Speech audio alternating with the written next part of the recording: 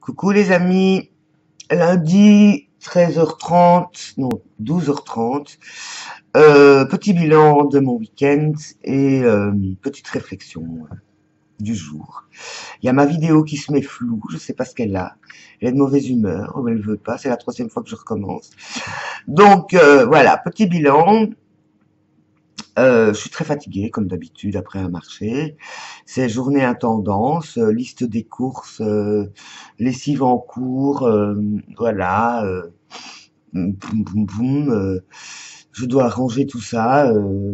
Tout est encore dans les valises, dans les sacs. Je dois trier, je dois faire la liste de ce qui a été vendu, pas vendu, voilà, sur le net, dans mes armoires, voilà. Et ce que j'ai ressenti hier soir en revenant, j'étais content que ce soit fini. J'en avais mais ras le bol. Voilà, il y a à nouveau ma vidéo qui débloque. Je sais pas ce qu'elle a. Euh, comment dire, petit bilan donc. À part la grosse fatigue, c'est vraiment le fait de dire bon ben ce plan-là, ça marche plus quoi. Ça marche plus. Les gens, je parle des visiteurs bien sûr, mais même les créateurs aussi.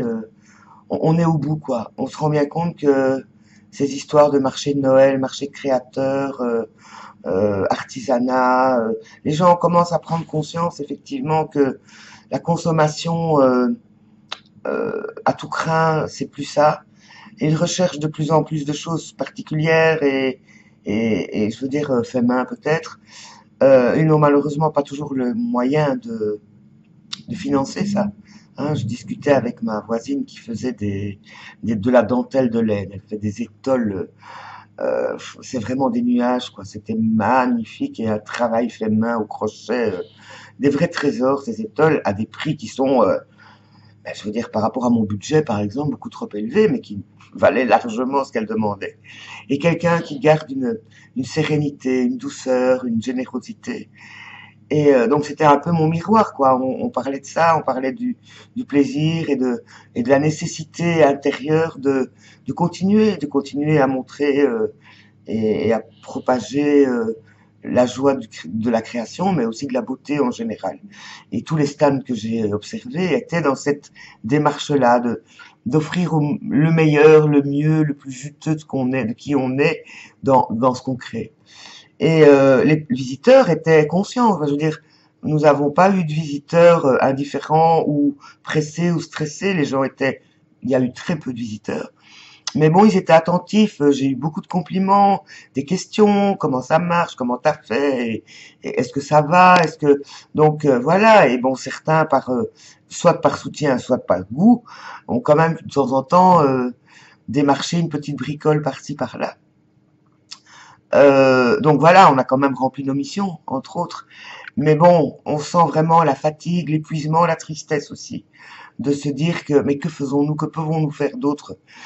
Nous avons aussi tous conscience que on essaye, enfin, je veux dire, au niveau du système, on est en train d'être écrasé.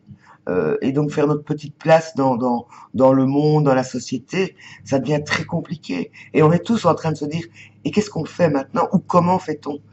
Et je suis toujours dans ce questionnement, hein, je vous en parle tout le temps, donc c'est un peu ça. Alors par rapport justement sur le site du défi, on parle de développement personnel, de changement, de bascule vers une autre dimension, ou vers un développement personnel, un bien-être ou une recherche de mieux-être en tout cas. Et bon, je sens que les choses basculent. Et moi, ce que j'observe au sens large, hein, donc je parle plus vraiment de moi, c'est vraiment ces forces extrêmes de désir, d'idéal, on va dire, ben de fraternité, de solidarité, de douceur, d'envie de douceur, de, oui, de convivialité, opposée à une espèce de brutalité de plus en plus grande au niveau social et au niveau des difficultés. Alors, on se soutient les uns les autres. J'ai vu pas mal de familles assez jeunes avec des tout petits enfants évidemment adorables, tout plein d'énergie, avec des petits yeux tout ouverts et qui eux se préoccupent juste de réussir à monter la deux petites marches et qui jouent avec l'escalier, qui sautent, comment dire, qui sont heureux avec rien, qui sourient, et des parents derrière qui suivent, bienveillants et tout ça, ce qui fait beaucoup de bien évidemment. Donc voilà, c'est un peu cette image-là que j'ai. Bon, le lieu étant assez harmonieux et c'est une ancienne abbaye qui est en mauvais état, elle doit être restaurée, donc elle va être restaurée bientôt. Enfin, ça fait 2 ans qu'on nous dit qu'elle va être restaurée, que les instances doivent les restaurer. Donc voilà, donc je suis retournée dans ma petite bulle et les questions sont toujours là. Bon, entre ce que je suis, ce que je ressens, ce que je désire et le monde, on va dire le monde conditionné, mais c'est pas le monde conditionné, c'est les autres, le monde. Comment est-ce qu'on y participe alors qu'on est totalement en opposition avec ce qu'il s'y passe. Évidemment, je vous en ai déjà parlé et je reste toujours en contact avec cette plateforme et ce groupe d'hébergement d'hébergement citoyen, donc qui protège et loge tous les soirs des migrants, quels qu'ils soient, chez eux et qui donc s'y attachent, s'inquiètent pour eux, essaye de les aider, que ce soit en vêtements, en connexion internet, enfin bon, je vous raconte pas parce qu'il vaut mieux pas, et qu'on est vraiment dans la résistance qui rappelle évidemment des choses extrêmement inquiétantes, je trouve. Et il y a quelque temps, j'étais très, comment dire, sensible, ça me faisait pleurer, ça me faisait hurler de colère.